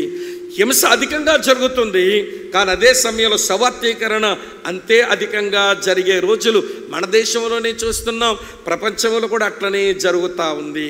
ఇవన్నీ ఏమిటంటే విస్తృతమైన సువార్తీకరణ, వాక్య ప్రకటన జరుగుతున్నది, భయంకరమైన హింసలు దేవుని పిల్ల సంభవిస్తూ ఉన్నాయి. అలాగనే ప్రియమైన స్నేహితులారా, క్రైస్తవుల జీవితంలో భయంకరమైనటువంటి విశ్వాస భ్రష్టత్వం అది లోపలికి వచ్చేస్తుంది. ప్రభువు మీద వారు కలిగి ఉన్నటువంటి ఆ ఆధ్యాత్మిక వెచ్చనితనం అది కోల్పోయిన పరిస్థితిలోకి వచ్చిందని అంటే ఏమిటిది అంటే ఆయన రాకడకు, యుగ సమాప్తికి సూచనలుగా ఇవి మనం చూసి కొంచెం కళ్ళు తెరిచి కాలము నెరిగి బ్రతకమంటున్నాడు. సహోదరులారా, మీరు కాలమును ఎరిగి నిద్ర మేల్కొని వేళ అయినా తెలుసుకొని మీరు బ్రతకడిది కడవరి గడియ. నేను లోకంలో సూచనలు ఒక 5 చెప్పాను, సంఘములో సూచనలు ఒక 4 చెప్పాను. ఇశ్రాయేలీలలో సూచనలు చెబుతాను, జాగ్రత్తగా వినండి. లూకా సువార్త 21వ అధ్యాయం. లూకా సువార్త చిన్న చిన్న మాటలే, కానీ ఇవి జ్ఞాపకం పెట్టుకొని ఎప్పుడు బైబిల్ చదివినా మీరు ఆలోచించాలని మీతో చెప్తున్నాను. లూకా సువార్త 21వ అధ్యాయం 29వ వచనం. మరియు ఆయన వారితో ఈ ఉపమానమును చెప్పాను, అంజూరపు వృక్షమును సమస్త వృక్షములను చూడండి, అవి చిగురించుట చూచి వసంతకాలం ఇప్పుడే సమీపమాయినని మీ అంతటా మీరే తెలుసుకొందురు కదా అన్నాడు. ఈ వచనములో అంజూరపు చెట్టు చిగురిస్తున్నది. యేసు ప్రభు యొక్క భాష్యంలో, ఆయన ఇంటర్ప్రిటేషన్లో అంజూరపు చెట్టు అంటే ఇశ్రాయేలీలు. అంజూరపు చెట్టు చిగురించింది అంటే అర్థం మళ్ళీ ఇశ్రాయేలీ ప్రజలు మళ్ళీ ఒక దేశంగా వారు తిరిగి పునరుద్ధరించబడబోతున్నారు. అంతెందుకండి, మనకు స్వాతంత్రం వచ్చిన సంవత్సరం తర్వాత అంటే 1947 తర్వాత 1948వ సంవత్సరంలో ఇశ్రాయేలీలు మళ్ళీ ఒక దేశంగా ఉండే అవకాశం కలగగానే షిప్ ఆఫ్టర్ షిప్, ఒక ఓడ తర్వాత ఓడ, ప్లేన్ ఆఫ్టర్ ప్లేన్, విమానం తర్వాత విమానంలో ప్రపంచంలో ఎక్కడెక్కడ ఉన్నటువంటి ఇశ్రాయేలీలందరూ ప్రియులారా ఇశ్రాయేల్ దేశానికి వచ్చేస్తున్నారు. మళ్ళీ వారి రాజ్యం వారు స్థిరపరచుకుందామని వారు ప్రయత్నం చేస్తున్నారు. ఇది ఏమిటి అంటే నా ప్రజల మధ్య మీరు చూడవలసిన సూచనది. ఇశ్రాయేలీ ప్రజలు యూదులు తిరిగి పోగవుతున్నారు అంటే నా రాకడ ఒక సమయం సమీపించిందని ఎరగండి. ఈ మాట మనం నమ్మాలి అంటే పౌలు చెప్పిన మాటల ప్రకారం ఏదైనా ఒక విషయాన్ని అంగీకరించాలంటే ఇద్దరు లేక ముగ్గురు నోట ఆ మాట స్థిరపరచబడాలట. యూదుల సమకూర్పు యేసు రాకడక ముందు జరిగే ఆ అద్భుతమైన సంఘటన గురించి ఒక ముగ్గురు సాక్షులు చెప్పే మాట మీ కొరకే చదువుతాను, వినండి. యెషయా గ్రంథం 11వ అధ్యాయం 11-12 వచనాలు. యెషయా గ్రంథం 11వ అధ్యాయం 11-12 వచనాలు చూడండి. ఆ దినమున శేషించు తన ప్రజల శేషమును అస్సూరులో నుండి, ఐగుప్తులో నుండి, పత్రోసులో నుండి, కూషులో నుండి, ఏలాములో నుండి, షీనార్లో నుండి, హమాతులో నుండి, సముద్ర ద్వీపముల నుండి విడిపించి రప్పించుటకు యెహోవా రెండవ మారు తన చెయ్యి చాచును అని మనం చూస్తున్నాం. అంతటా చెదిరిపోయిన ఇశ్రాయేలీ ప్రజలు, 10 గోత్రాల ఇశ్రాయేలీలు అష్షూరీల వల్ల చెదరగొట్టబడితే కింద ఉన్న 2 గోత్రాల వారు ఒకమారు బబులోనీల చేత, మరోమారు రోమీయుల చేత ప్రపంచమంతా వారు చెదరగొడబడితే వాళ్ళు మళ్ళీ నేను తీసుకుని వస్తాను, నా రాకడక మునుపు ఇశ్రాయేలు ప్రజలు మళ్ళీ పోగై వారి దేశంలో వారు స్థిరపరచబడుతున్నారు, వారి దేశంలో వారు స్థిరపరచబడనయ్యున్నారు. ఇది యెషయా చెప్పాడు. ఇంకో మాట చూపిస్తాను రండి. యేస్కేలు కూడా చెప్పాడు దీని గురించి. యేస్కేలు గ్రంథం 36వ అధ్యాయం మీ కొరకే చదువుతున్నాను చూడండి. యేస్కేలు గ్రంథం 36వ అధ్యాయం 24వ వచనం ఇలా రాసి ఉంది. చదువుతున్నాను చూడండి మిత్రులారా. నేను అన్య జనులలో నుండి మిమ్మను తోడుకొని ఆయా దేశముల్లో నుండి సమకూర్చి మీ స్వదేశములోనికి మిమ్మను రప్పించెదను అన్నాడు. అవును ప్రియ మిత్రులారా, వినండి. చెదిరిపోయిన యూదులను తిరిగి ఆయన సమకూరుస్తాడు. ఇర్మియా కూడా ఈ మాట ఇలా చెప్పాడు. యెషయా చెప్పాడు, యేస్కేలు చెప్పాడు, ఇర్మియా చెప్పాడు. ఇర్మియా గ్రంథం ముగ్గురు సాక్షులు. ఇర్మియా గ్రంథం 23వ అధ్యాయం 3వ వచనం చూడండి, మీ కొరకే చదువుతున్నాను. ఇర్మియా 23:3 మరియు నేను వాటిని తోలివేసిన దేశములన్నిటిలో నుండి నా గొర్రెల శేషమును సమకూర్చి తమ దొడ్లకు వాటిని రప్పించెదను, అవి అభివృద్ధి పొంది విస్తరించను. వారు తమ దేశంలోనికి వచ్చి వారు అభివృద్ధి పొంది విస్తరిస్తారు. వారు అభివృద్ధి పొంది విస్తరించిన రోజున ఏం జరుగుతుంది అని యెషయా గ్రంథం 35వ అధ్యాయంలో మొదటి 2 వచనాల్లో రాశాడు. అరణ్యమును ఎండిన భూమియు సంతోషించును, అడవి ఉల్లసించి కస్తూరి పుష్పం వలె పూయును, అది బహుగా పూయును, ఉల్లసించును, ఉల్లసించి సంగీతముల పాడును, లెబానోను సౌందర్యము దానికి కలుగును, కర్మేలు షారోనుకున్న సొగసు దానికి ఉండును, అవి యెహోవా మహిమను మన దేవుని తేజస్సును చూచును. ఈ మాటల యొక్క తాత్పర్యం ఏంటనంటే, దేశముగా తయారైన ఇశ్రాయేలీ ప్రజలు వారు దేశముగా వారు స్థిరపడిన పిమ్మట అగ్రికల్చరల్గా వాళ్ళు వ్యవసాయ రంగంలో అభివృద్ధి చెందుతారు, సాంకేతిక పరంగా వాళ్ళు అభివృద్ధి చెందుతారు, పారిశ్రామికంగా వాళ్ళు అభివృద్ధి చెందుతారు. నా ప్రజలను సమకూర్చి వాళ్ళు నా స్థలములో అభివృద్ధి పరుస్తాను అని దేవుడు చేసిన వాగ్దానం దేవుడు నెరవేర్చే ప్రక్రియలో 1948వ సంవత్సరం నుంచి ఆ పని జరుగుతూనే వస్తుంది, ఈ రోజుకి జరుగుతూనే ఉంది అనే విషయం మీరు కళ్ళు తెరిచి చూస్తే లోకములో సూచనలు, సంఘములో సూచనలు, ఇశ్రాయేల్లో సూచనలు, ఇవి ఆయన రాకడగో యుగ సమాప్తికి సూచనలుగా ఉండగా ఇప్పుడు దాని కొరకై మనం సిద్ధపడేటువంటి ప్రక్రియలో మనం ఏం చేయటం అవసరం అది చెప్పి నేను ముగించేస్తాను. అమ్మ వింటున్నారు కదూ? లోకములో సూచనలు చెప్పా, సంఘములో సూచనలు మీకు చూపించా, ఇశ్రాయేల్లో సూచనలు అవి జరుగుతుండడం మనకు కనబడుతూనే ఉంది. ఇప్పుడు మన యొక్క బాధ్యత ఏమిటి?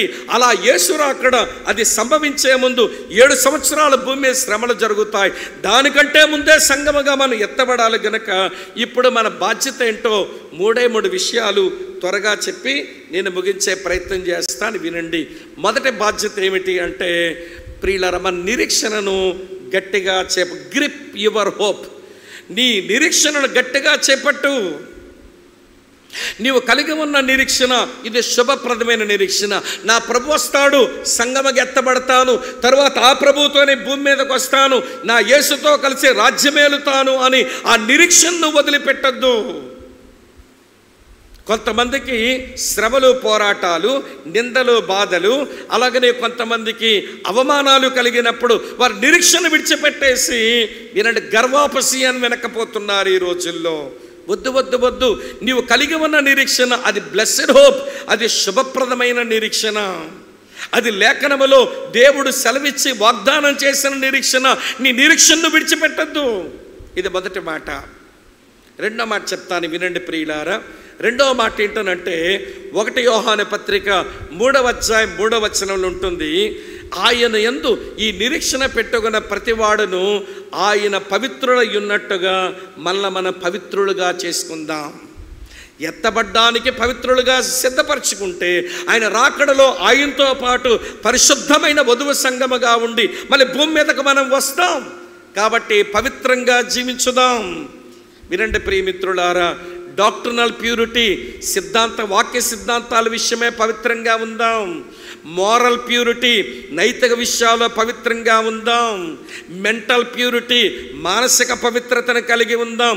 అపవిత్ర చోటు ఇవ్వకుండా, వినండి ప్రియమిత్రుడు, ఆయన పవిత్రుడై ఉన్నట్టు. ఎట్లా పవిత్రుడు? ఆయన పరిశుద్ధుడైన దేవుడు. పవిత్రుడని ఎందుకు చెప్పవలసి వచ్చింది అంటే హెబ్రీ పత్రిక 4:15లో ఆయన మనవలే అన్ని విషయములలో శోధించబడినప్పటికీ కూడా ఆయన పాపము చెయ్యని వానిగా ఉన్నాడు. చూడండి, అలాగే శోధనలు ఆయనకు వచ్చినట్టే మనకు వస్తాయి. కానీ శోధనకు లొంగక మన జీవితాన్ని పవిత్రంగా మనం కాపాడు. ఇది మన రెస్పాన్సిబిలిటీ. ఇది దేవుడు మన మీద ఉంచిన బాధ్యత. వినండి ప్రియమైన మిత్రులారా, నిరీక్షణను వదిలిపెట్టద్దు. పవిత్ర జీవితాల కొరకు ఆరాటపడండి. చివరి విషయం చెప్పి నేను ముగిస్తాను. చివరి విషయం ఏంటనంటే యేసు మొదలుపెట్టి ముగించి వెళ్ళిపోయిన పనిని మనం కొనసాగించుదాం. పరలోక రాజ్యం సమీపించింది, మీరు మారు మనసు పొందండి, నన్ను వెంబడించండి, మనుషుల పట్టు జాలరుగా చేస్తానని ఒక పనిని యేసయ్య మొదలుపెట్టి ఆయన వెళ్ళిపోయాడు. వెళ్ళిపోయిన ఆయన ఆ పనిని మన మీద పెట్టాడు అనే విషయం గమనిద్దాం. యేసుప్రభు నేను లోకమునకు వెలుగును అన్నాడు. వెలుగైన నేను వెళ్ళిపోయిన తర్వాత లోకం చీకటిగా ఉండడం అది నాకు ఇష్టం లేదు గనక లోకమునకు మిమ్మల్ని వెలుగుగా చేసినాను అన్నాడు. లోకమునకు మిమ్మల్ని వెలుగుగా చేశాను. మీరు వెలగాలి లోకములో, మీరు ప్రకాశించాలి లోకములో. అది దేవుని యొక్క ఉద్దేశం. ఆయన రాకడలో మనం ప్రియుల ఆయనతో కలిసి భూమి మీద రాచే ముందు ఎత్తబడే ప్రక్రియలో సిద్ధమవ్వడం కొరకు ఆయన మనకు అప్పగించిన పనిని నమ్మకంగా చేద్దాం. ఎవరో వాట్సాప్లో చిన్న కార్టూన్ మెసేజ్ ఒకటి పెట్టారు చాలా రోజుల కిందట. ఇప్పుడు అది కనబడడం లేదు, కానీ ఆ మెసేజ్ ఎలా ఉందని చెప్పి నేను ముగిస్తాను, వినండి. ఒక కాలిపోయిన అగ్గిపుల్ల, దాని కింద నోట్స్ ఇట్లా రాశాడు ఎవడో, ఆయన తయారు చేసిన ఆయన. ఈ వ్యక్తి తన స్నేహితుడిని ప్రేమించి అతన్ని వెలిగించడం కొరకు వెలిగారిపోయాడు అని రాశాడు. ఈ వ్యక్తి తన స్నేహితుడిని ప్రేమించి తనను వెలిగించడం కొరకు వెలిగి ఆరిపోయాడు అని రాశాడు. ఇది అగ్గిపుల్ల కథ.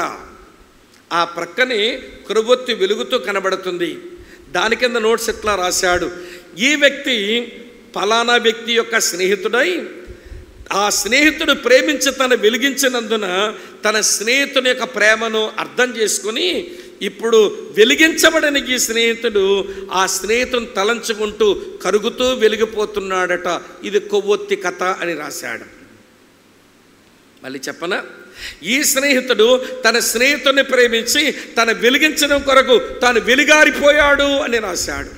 ఈ స్నేహితుడు తన వెలిగించిన తన స్నేహితుని ప్రేమను తలంచుకొని అతను వెలుగుతూ కరిగిపోతున్నాడు. ఇది కొవ్వొత్తి కథ. 2000 సంవత్సరాల క్రిందట నీ కొరకు సిలువ వరకు వచ్చిన నీ ప్రభు నిన్ను వెలిగించడం కొరకు ఆయన వెలిగి సిలువలో ఆరిపోయాడు. ఈరోజు ఆయన తలంచుకుంటూ ఆయన మన మీద మిగిల్చినటువంటి పనిని, ఆయన మన ముందు మిగిల్చిన ఆ పనిని నమ్మకంగా చేస్తూ మన వెలుగుతో ప్రకాశించవలసి ఉంది. బాప్తిసమిచ్చి యోహానులాగా, యోహాను సువార్త 5:35లో రాసి ఉంటుంది, బాప్తిసమిచ్చి యోహాను మండుచు ప్రకాశించుచున్న దీపమై ఉండెను.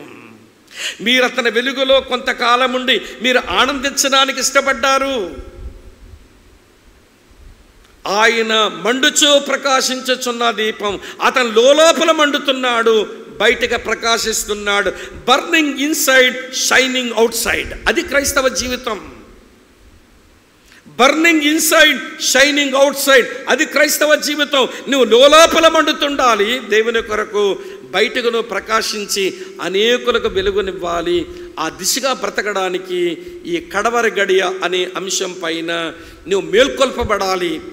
నీవు ఒక స్పిరిచువల్ అవేకనింగ్, నీకు ఆధ్యాత్మిక మేలుకొల్పు రావాలని కోరిన దేవుడు నీతో మాట్లాడుతున్నాడు. లోకములో నా సూచనలు నీ కళ్ళ కట్టినట్టుగా కనబడుతున్నాయి కదా, సంఘములో సూచనలు నువ్వు చూస్తూ అనుభవిస్తూ వింటున్నావు కదా, ఇశ్రాయేలీల మధ్య సూచనలు అవి నీ కళ్ళ కట్టినట్టుగా కనబడుతున్నాయి, వినబడుతున్నాయి కదా. మరి ఏది నీ బాధ్యత? నిరీక్షణను గట్టిగా చేపట్టు, పరిశుద్ధ జీవితం కొరకు ఆరాటపడు. చివరగా యేసు మన కొరకు మిగిల్చిన పనిని చేసి ముగించి మన జీవితాన్ని ధన్యం చేసుకుందాం. అట్టి కృప దేవుడు మనకు అనుగ్రహించాలని ప్రార్థన చేసి తల వంచండి, కళ్ళు మూసుకొనండి. మోకరించే వెసులుబాటు ఉంటే మోకరించండి. కాలము నెరిగి నిద్ర మేల్కొని కాలము నెరిగి బతకవలసిన మనం ఇంకా మత్తు వదలకపోతే ఎట్లా? సంగమా మేలుకో, ఇది కడవరి గడియ. సంగమా మేలుకో, క్రీస్తు విరోధులు బయలుదేరొచ్చేశారు. కడవరి దినముల్లో అబద్ధకులను వేషధారులు కనబడతారని పరిశుద్ధాత్మ దేవుడు తేటగా చెప్తున్నాడు. ప్రభు వచ్చే సమయానికి భూమి మీద విశ్వాసం ఉండ కనుగొనునా అనే ప్రశ్న వినబడతా ఉంది. ప్రియ అక్క, చెల్లి, తమ్ముడన్న, సుమారు 1:20 నిమిషాలు దేవుని మాటలు విన్నావు. లోకములో సూచనలు కనబడడం లేదా? కొంచెం కన్నులెత్తి ఈ లోకం వైపు చూడు. సంఘములో ప్రేమలు చల్లారిపోయినాయి. సంఘములో విశ్వాస భ్రష్టులు లేచిపోతున్నారు. అయ్యో, సంఘములో విస్తృతమైనటువంటి శ్రమపడే మనుషులు కనబడుతున్నారు. ప్రియ సోదరి స్నేహితులారా, లోకములో సూచనలు కనబడినట్టుగానే సంఘములో కూడా సూచనలు కనబడుతున్నాయి. ఒక ఇశ్రాయేలులో సూచనలు కనబడుతున్నాయి. బాధ్యతతో మేల్కొని ప్రభు కొరకు బ్రతకవలసిన మనం బ్రతికి మన జీవితాలను సార్థకం చేసుకుందాం. తల వంచి కళ్ళు మూసుకొని ప్రార్థనలో ఉంటూ ప్రభువుకు అప్పగించుకున్న, ప్రభువా, సంఘము కొరకు నువ్వు వచ్చే రాకడలో నేను ఎత్తబడి, నువ్వు భూమి మీదకు సంఘముతో వచ్చే రాకడలో నీతో పాటు ఉండి నా జీవితాన్ని ధన్యం చేసుకునే కృప నాకు ఇవ్వండి. నువ్వు నాకు ఎన్నో భాగ్యాలు ఇచ్చావు, అవి అనుభవించే కృప నాకు ఇవ్వండి. నా మీద ఎన్నో బాధ్యతలు మోపావు, ఆ బాధ్యతలు నెరవేర్చే కృప నాకు ఇవ్వండి. భాగ్యాలు మాత్రమే అనుభవించి బాధ్యతలు భరించని ఒక బరితెగించిన మనిషిలాగా నన్ను ఉండనియొద్దు ప్రభువా అని ఎవరికి వారమే భారంతో ప్రార్థన చేసుకుందాం. అన్నయ్య గమలేల్ గారు ప్రార్థన చేసి ముగిస్తారు. ఎవరు కళ్ళు తెరవద్దు, ఆలోచించండి ఒక్కసారి.